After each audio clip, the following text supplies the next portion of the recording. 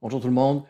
Aujourd'hui, je te partage 3 techniques simples à utiliser pour éviter d'avoir des regrets lorsqu'on considère qu'on a fait une erreur. Au cours d'une vie, c'est sûr, on va tous et toutes faire des erreurs, c'est inévitable. L'idée, c'est donc de savoir quoi faire lorsque ça arrive pour vivre le moins possible de regrets. Pourquoi vivre le moins possible de regrets? Ben, premièrement, parce que regretter, ça nous fait souffrir inutilement. Deuxièmement, on aurait beau regretter toute notre vie quelque chose, que ça ne changerait rien à cette situation-là, qu'on regrette, n'est-ce pas? Alors, histoire de rendre cet épisode-là le plus concret possible, voici des exemples de témoignages que vous m'avez fait parvenir. Je regrette de ne pas avoir passé assez de temps avec ma grand-mère qui est maintenant décédée. Je regrette de ne pas avoir assez profité de mon enfance, de mon adolescence. Je regrette de ne pas avoir assez étudié. Je regrette d'être resté trop longtemps dans une relation toxique. Je regrette un mauvais investissement financier. Je regrette d'avoir arrêté mon sport, mon loisir. Je regrette de ne pas avoir gardé contact avec certains amis. Je regrette de m'être laissé marcher sur les pieds, de ne pas m'être assez affirmé. Je regrette de ne pas avoir choisi le bon programme au cégep. Pour bien comprendre les 3 techniques que je vais te partager dans cet épisode-ci, il faut bien comprendre en premier, c'est quoi ça, les regrets? Comment ça fonctionne, les regrets? Imagine une ligne de temps. Par exemple, avec l'exemple que tu regrettes de ne pas avoir passé assez de temps avec ta grand-mère qui maintenant malheureusement est décédée. Au point A, ben, ta grand-mère est encore vivante, mais tu passes pas beaucoup de temps avec elle parce que tu fais autre chose. Au point B, plus tard dans le temps, elle décède. Et puis c'est là que tu as des regrets. C'est toujours comme ça. On prend toujours des décisions avec les faux qu'on a au moment qu'on prend la décision, soit au point A. Et puis ce qui se passe au point B, ben, on ne peut pas le savoir quand on est au point A, parce que c'est dans le futur. Le point B est dans le futur. Alors au point A, lorsque tu as décidé de passer ton temps avec tes amis plutôt qu'avec ta grand-mère, tu ne savais pas que ta grand-mère, elle allait mourir dans 6 mois.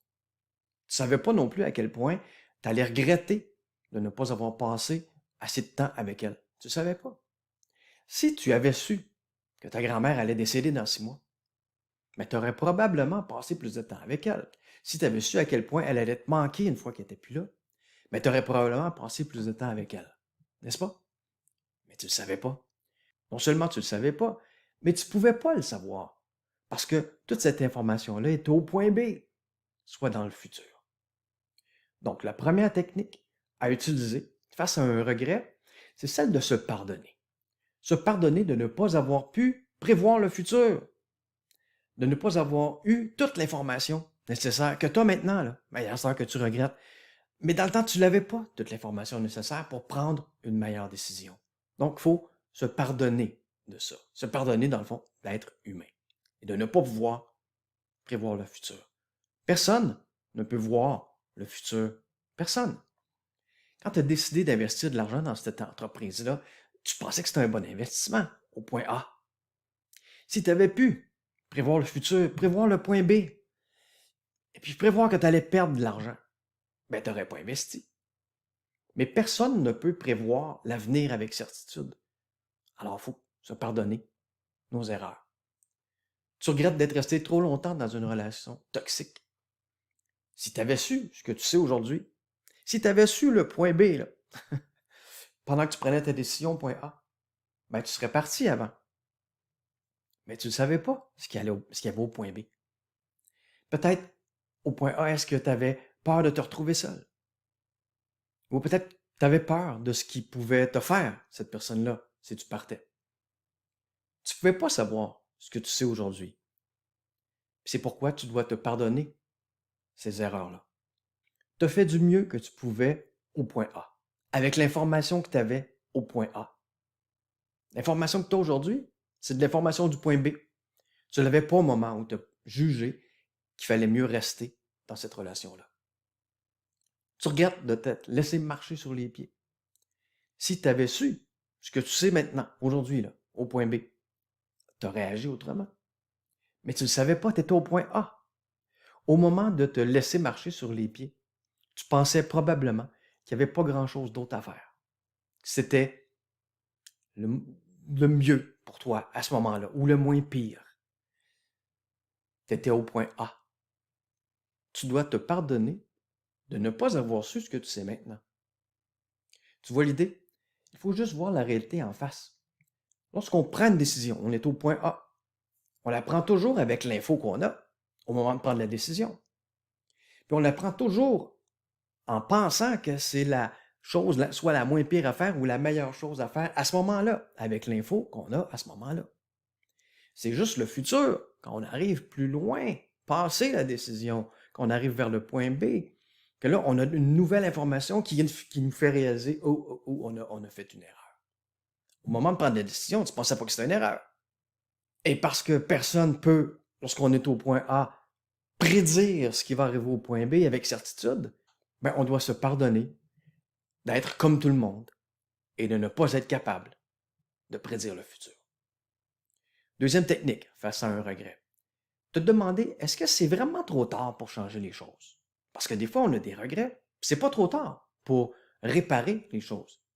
Maintenant que tu sais que tu regrettes quelque chose, que tu as donc des informations supplémentaires pour prendre une décision différente, est-ce qu'il est vraiment trop tard pour changer les choses? Très bonne question à se poser. Tu es un jeune adulte puis tu regrettes d'avoir abandonné tes études. Pourquoi ne pas les terminer maintenant? Pourquoi ne pas te réinscrire maintenant puis les terminer? Est-ce qu'il est vraiment trop tard? Tu regrettes d'avoir abandonné ton sport ou un loisir que tu aimais beaucoup comme jouer du piano. Est-ce qu'il est vraiment trop tard pour recommencer? Pourquoi tu ne recommencerais pas aujourd'hui? Pour t'enlever ces regrets-là. Tu regrettes de ne pas avoir gardé contact avec certains amis. Pourquoi tu n'essaierais pas de les retracer et de reprendre contact aujourd'hui pour t'enlever ce regret-là? Tu regrettes de ne pas avoir choisi le bon programme au cégep. Ben, pourquoi tu ne changerais pas de programme?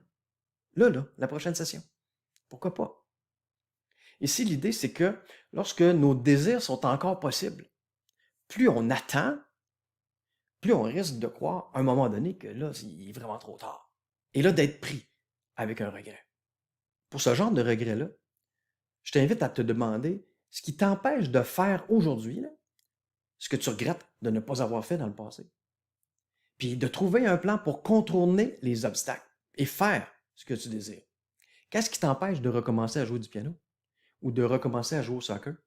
Qu'est-ce qui t'empêche de reprendre contact avec tes anciens amis? Qu'est-ce qui t'empêche de changer de programme au cégep? Si tu as besoin d'aide pour trouver ce fameux plan-là, pour contourner les obstacles que tu pourrais trouver en te posant les questions que je viens de te proposer, ben, je te propose un outil gratuit que j'ai conçu et que tu vas retrouver au poe.com/sans regret. En terminant, parlons des regrets que tu peux malheureusement pas changer, comme celui de ne pas avoir passé assez de temps avec ta grand-mère qui est maintenant décédée. Tu ne peux pas changer ça. La personne est décédée. OK. Tu regrettes un mauvais investissement financier. Ben, tu ne peux pas changer ça. L'investissement, il est fait. L'argent est perdu. OK. Tu regrettes d'être resté aussi longtemps dans une relation toxique. Ben, tu ne peux pas changer ça. C'est dans le passé. OK? Tu es resté. Tu as pris la décision de rester. Tu regrettes de t'être laissé marcher sur les pieds aussi longtemps. Ben, tu ne peux pas changer ça. C'est dans le passé. Il y a des gens qui t'ont marché sur les pieds et puis tu t'es pas affirmé à ton goût. Bon.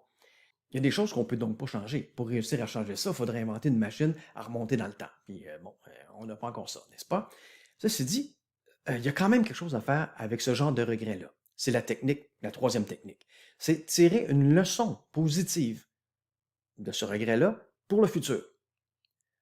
On fait ça en se demandant simplement qu'est-ce que ce regret-là m'apprend de positif pour la suite de mon chemin. Le fait de regretter d'avoir pas passé assez de temps avec ma grand-mère maintenant qu'elle est décédée, qu'est-ce que ça me donne comme leçon positive pour le futur? Ben, la réponse, ça pourrait être, écoute, de passer plus de temps avec mes personnes chères, parce que je sais maintenant ce que c'est que de perdre une personne chère, puis d'avoir l'impression d'avoir le regret de ne pas avoir passé assez de temps avec. Donc, cool. On ne veut pas, l'idée ici, c'est de ne pas refaire ce qu'on se considère être maintenant une erreur. Et puis, c'est à ça que ça sert. Pour vrai, nos regrets.